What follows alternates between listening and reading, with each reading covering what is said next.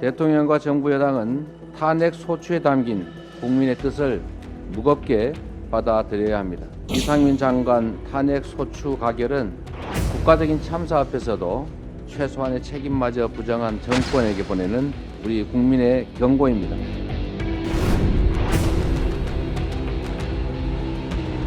변명하지 마! 소리가 작습니다. 쫄았습니까?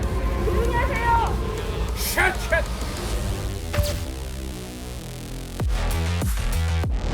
왜 떨어요? 추워서.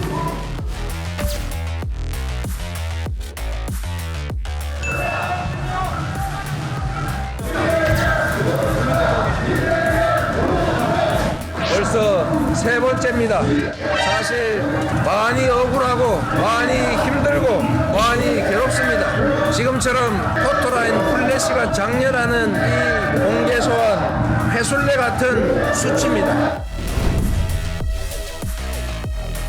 유검무죄, 무검유죄입니다.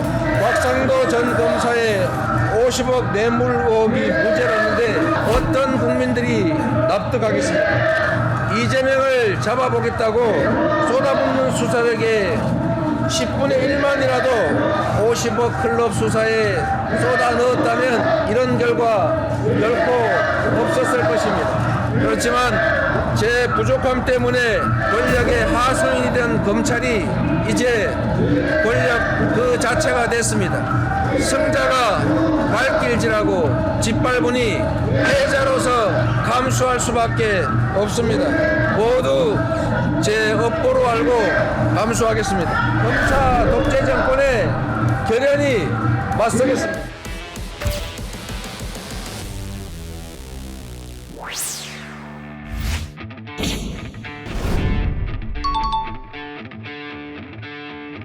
근데 공교롭게 내일이 또 그러니까 도이치모터스 주가 조작 의혹 사건 선고해야 되거든요. 1심 선고요. 저는 이재명 대표 출석이야 이미 검찰이 우려 먹을 대로 우려 먹은 사고를 다 뽑아 먹은 거라서요. 내일의 스포트라이트는 김건희 여사로 맞춰질 것 같습니다. 만약에 곽상도 전 의원의 50억 사건처럼 법원이 정치적 판단을 한다면 저는 내관을 건드리는 거라고 생각합니다. 그걸 그냥 넘어가지 않을 겁니다.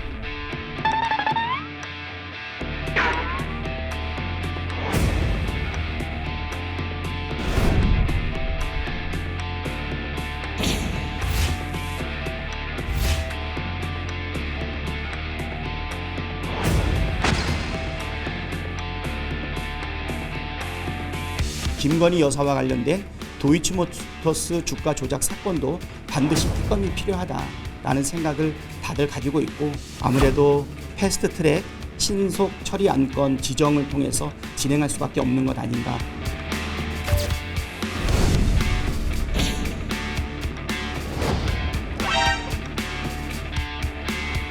장관께서는 김건희 여사와 호칭은 어떻게 하십니까? 뭐 누나라고 부릅니까? 형수라고 부릅니까? 아니면 사모님이라고 부르십니까? 아니 김건희 씨라고 합니까?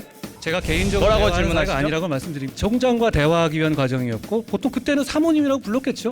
김건희 사모님. 알겠습니다. 아니 김건희 사모님이라고 부르세요? 누가 아는 분한테? 저한테 물으실 게 그밖에 없나요? 워낙 많습니다. 워낙. 김건희 여사가 해외 순방 당시 착용했던 장신구는 대여입니까? 아니면 본인 소유입니까? 그걸 그렇지, 2,600만 법무장관한테 원. 물으실 질문은 아니지 않습니까? 제가 답변할 수 있는 내용인가요 그게? 대통령 친인척 관련된 인사검증 기능도 갖고 계신 법무부시잖아요. 대통령 친인척 인사검증을 법무부가 합니까? 들어가셔도 시청인데요? 좋습니다. 대통령 영부인 스토킹 전문 정당으로 당 간판을 바꿔달 작정인 모양입니다. 문재인 정권은 2020년부터 거의 3년을 윤석열 검찰총장과 그 일가에게 정치 보복하기 위해서 샅샅이 뒤졌지만 김건희 여사의 혐의점을 입증하지 못했습니다. 김건희 여사 특검 도입 주장은 이재명 대표의 부정부패 범죄를 흐리기 위한 정치적 물타기에 불과합니다. 오늘 조사받는 이재명 대표 건도 이제 대장동 건이고 그제 1심 무죄 판결이 난 곽상도 전 의원 건도 대장동 관련 건입니다. 그러면 이재명 후보도 무죄입니다. 이재명 후보가 돈을 받았다고 이재명 후보에게 돈을 건넸다고 난 들었다고 말한 진술들도 신빙성이 없는 거죠. 같은 녹취록인데요.